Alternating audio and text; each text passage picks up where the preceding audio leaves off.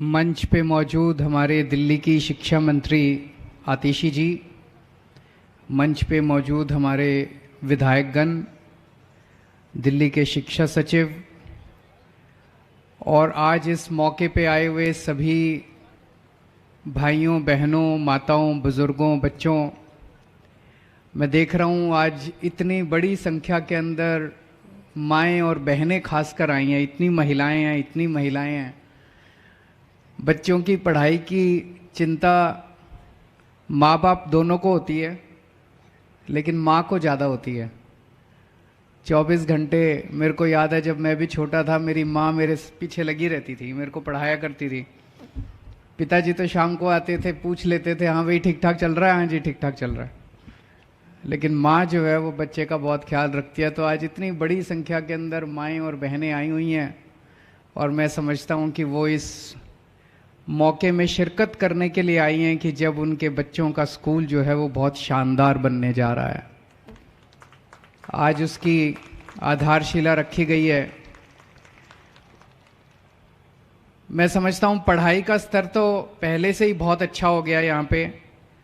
जैसे अभी आतिशी जी बता रही थी कि यहाँ पे पढ़ाई का स्तर इतना ऊंचा हो गया कि फ्रेंच, जर्मन, जापानीज और स्पेनिश 4 विदेशी भाषाएं पढ़ाई जाती हैं। मैं चैलेंज करता हूं पूरे दिल्ली में जितने इतने बड़े बड़े प्राइवेट स्कूल हैं, आप उठा के देख लो, ये चारों लैंग्वेज अगर किसी और स्कूल में पढ़ाई जाती हो तो मैं अपना नाम बदल लूंगा। किसी स्कूल में नहीं पढ़ाई जाती, आपके बच्चे के स्कूल में अब सरकारी स्कूल में पढ़ाई जाती है। कितना बड़ा बदलाव आ गया। और अब इसकी बिल्डिंग भी सुधर जाएगी। अभी तक तो थोड़ी बिल्डिंग मैं देख रहा था, जैसे वो टिपिकल सरकारी स्कूल होते हैं वैसे सरकारी स्कूल टाइप बिल्डिंग है, लेकिन अभी तक विदेशी भाषाएं पढ़ा रहे थे, अब विदेशी बिल्डिंग भी बनाएंगे। जैसे अभी आतिशी जी ने कहा कि जो आपने देखी यहाँ पे इन्होंने लगा रखी है बिल्डिंग की फोटो, बनने के बाद ये स्कूल कैसा दिखाई देगा, जाने से पहले सारे जने देख के जाना। जैसा आतिशी जी बता रहे थे, कोलंबिया यूनिवर्सिटी अमेरिका की यूनिवर्सिटी है, बहुत बड़ी यूनिवर्सिटी। कोलंबिया यूनिवर्सिटी जैसा स्कूल दिखाई देगा आपके बच्चों का, ऐसे लगेगा जैसे आपका बच्चा कोलंबिया यूनिवर्सिटी से पढ़ के आया है। सोचो कितना बदलाव आ गया 7-8 साल में। 8-9 साल पहले तक दिल्ली में सरकारी स्कूलों का कितना बुरा हाल था। और आज दिल्ली के अंदर सारे सरकारी स्कूल एक के बाद एक इतने शानदार होते जा रहे हैं। बच्चों के नतीजे बहुत अच्छे आ रहे हैं, बच्चों की पढ़ाई बहुत अच्छी हो गई है। पहले मजबूरी में लोग अपने बच्चों को सरकारी स्कूल में भेजते थे, लेकिन अब प्राइवेट स्कूल से भी लोग अपने बच्चों का नाम कटा कटा के सरकारी स्कूल में भर्ती करा रहे हैं। ये एक बहुत बड़े गर्व की बात है, बहुत बड़ी क्रांति आई है। जब हमारा देश आज़ाद हुआ था 1947 में, तब ज़्यादा प्राइवेट स्कूल नहीं होते थे, सरकारी स्कूल होते थे। तो जितने IAS IPS अफसर भी बनते थे वो भी सरकारी स्कूलों के ही पढ़े होते थे। जितने बड़े बड़े वैज्ञानिक बनते थे वो भी सरकारी स्कूलों के ही पढ़े होते थे। जितने बड़े बड़े अरबपति वगैरह बनते थे वो भी उनमें से भी कई सरकारी स्कूलों के पढ़े होते थे। लेकिन आजादी के बाद से बड़ी तेजी के साथ, मैं तो समझता हूं षड्यंत्र के तहत, बड़ी तेजी के साथ सरकारी स्कूलों का बेड़ा गर्क कर दिया गया और बहुत बड़े स्तर के ऊपर प्राइवेट स्कूल बनते गए पूरे देश भर में। और हालत ये हो गई 90 के दशक में और 2000 में देश भर में सरकारी स्कूलों का तो बेड़ा गर्क कर दिया और प्राइवेट स्कूल इतने सारे हो गए। प्राइवेट स्कूलों ने लूट मचा दी, जब मर्जी फीस बढ़ा देते थे, जब मर्जी कुछ भी पैसे लूट। सारे प्राइवेट स्कूल खराब नहीं है, पर कई स्कूल जो हैं उन्होंने लूट मचा रखी थी।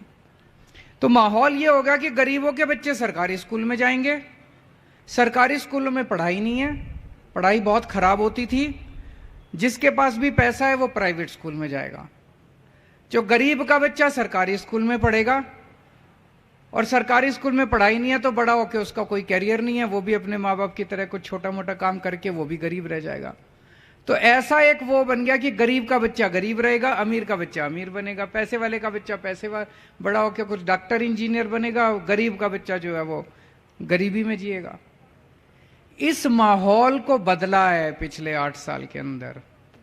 अब सरकारी स्कूलों के बच्चे वो भी बड़े बड़े सपने देखने लगे हैं। सरकारी स्कूलों के बच्चे भी डॉक्टर, इंजीनियर, वकील, आईएएस, आईपीएस बनने लगे हैं।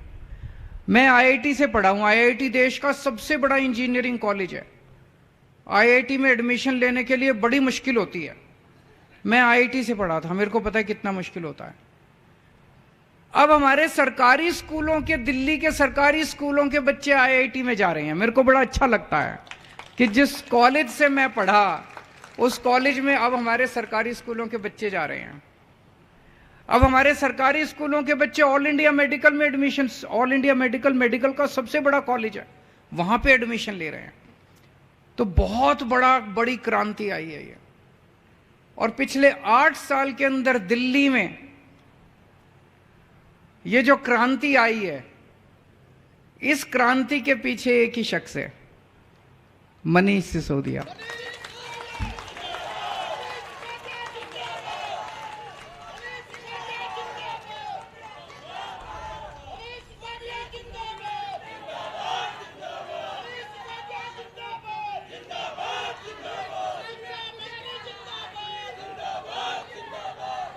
पचहत्तर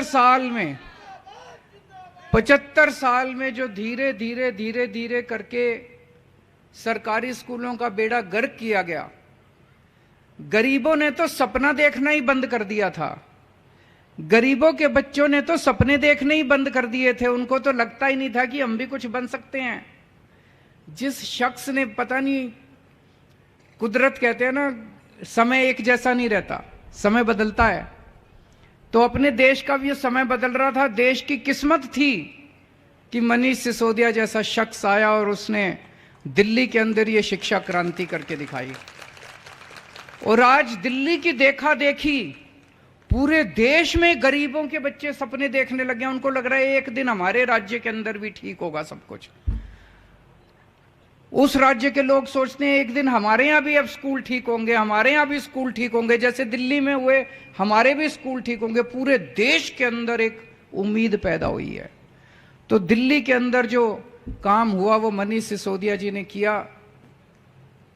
लेकिन स्कूलों को ठीक करने वाले को भी इन्होंने जेल में डाल दिया। बताओ, स्कूलों को ठीक करने वालों को, गरीबों के बच्चों को पढ़ाने वालों को कौन जेल में डालता है? कहते हैं मनीष सिसोदिया ने भ्रष्टाचार करा।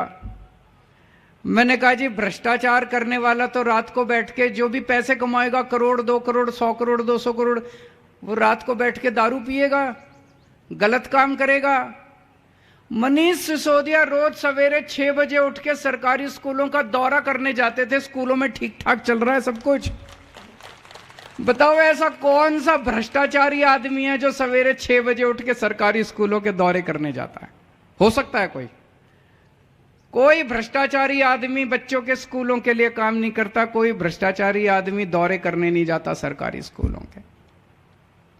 पर यह भी है कि जब आप सच्चाई के रास्ते पे चलते हो, सच्चाई का रास्ता बहुत मुश्किल है, बहुत कांटे हैं, बहुत कांटे हैं। हम भी अगर, आम आदमी पार्टी वाले भी पैसे खाने शुरू कर देते, गलत काम करने शुरू कर देते, थोड़े बहुत इनको पहुंचा देते, ये भी खुश रहते। कहां मनीष सिसोदिया को जेल में डालते, इनका भी पेट भरा रहता। लेकिन हमने ऐसा करना नहीं था। हमने तो सच्चाई के रास्ते पे चलना था। तो जब आप सच्चाई के रास्ते पे चलते हो तो बहुत कठिनाइयां आती हैं। सारी असुरी शक्तियां, भगवान राम को नहीं छोड़ा इन्होंने, 14 वर्ष वनवास भेज दिया। इतिहास उठा के देख लो, जितने महापुरुष हुए किसी को नहीं बख्शा। सारी असुरी शक्तियां, सारी भ्रष्टाचारी ताकतें सारी इकट्ठी हो जाती हैं और उस आदमी के पीछे पड़ जाती हैं कि इसको रोको, इसको रोको, इसको रोको। ये बच्चों को कैसे पढ़ा रहा है? बच्चे पढ़ लिख गए तो ये बच्चे बड़े होकर बड़ी दिक्कत हो जाएगी। तो जो जो लोग इस देश के अंदर तरक्की नहीं चाहते, जो जो लोग इस देश के अंदर गरीबों के बच्चों को पढ़े और लिखे नहीं देखना चाहते, वो सारे इकट्ठे हो गए। उन्होंने पकड़ के मनीष को जेल में डाल दिया। राजा हरिश्चंद्र की कहानी सुनी आप लोगों ने? सुनी है? कितना बड़ा राजा था, कितना सत्यवादी राजा हरिश्चंद्र कहते हैं हम लोग, कितना बड़ा राजा था। कहते हैं कभी झूठ नहीं बोला उन्होंने, इसीलिए कहते हैं सत्यवादी राजा हरिश्चंद्र की। सत्य बोलेंगे चाहे जान चली जाए, चाहे राजपाट चला जाए। उसकी वजह से उनका पूरा राजपाट चला गया, सत्य बोलने की वजह से। और हम सुनते हैं कि कैसे उनके बेटे की मौत हो गई, और जब उनकी पत्नी जो है शमशान घाट पे अपने बेटे को जलाने के लिए गई, तो वहां पे राजा हरिश्चंद्र जो है उनका राजपाट चला गया था, शमशान घाट की जिम्मेदारी उनकी थी, लेकिन उन्होंने अपनी पत्नी से अपने बेटे का भी कर लेने से नहीं छोड़ा। ये हालत हो गई थी। तो प्रकृति जो है सत्य बोलने वालों की परीक्षा लेती है। भगवान जो है वो सत्य बोलने वालों का, सच्चाई के रास्ते पे चलने वालों की परीक्षा लेता है। हर एक की जिंदगी में ऐसे पल आते हैं जब भगवान कड़ी परीक्षा लेता है। मनीष जी की भी परीक्षा ले रहे हैं भगवान, और मुझे पूरा यकीन है कि मनीष जी जैसे अब आपके बच्चों के नंबर अच्छे आते हैं, आपकी तरह बच्चों की तरह अच्छे नंबर लेके परीक्षा में पास होंगे, और भगवान उनसे संतुष्ट होंगे। और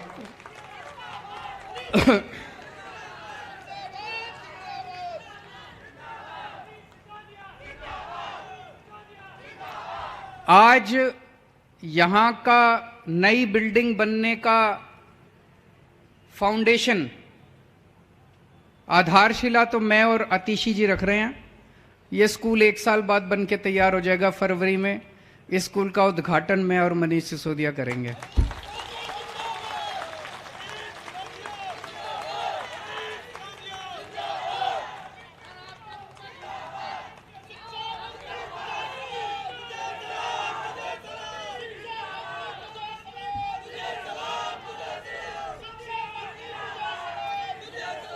आप सबके बच्चे खूब, मैं अभी अतिशी जी से बात कर रहा था, इस स्कूल में लिफ्ट भी लगेगी।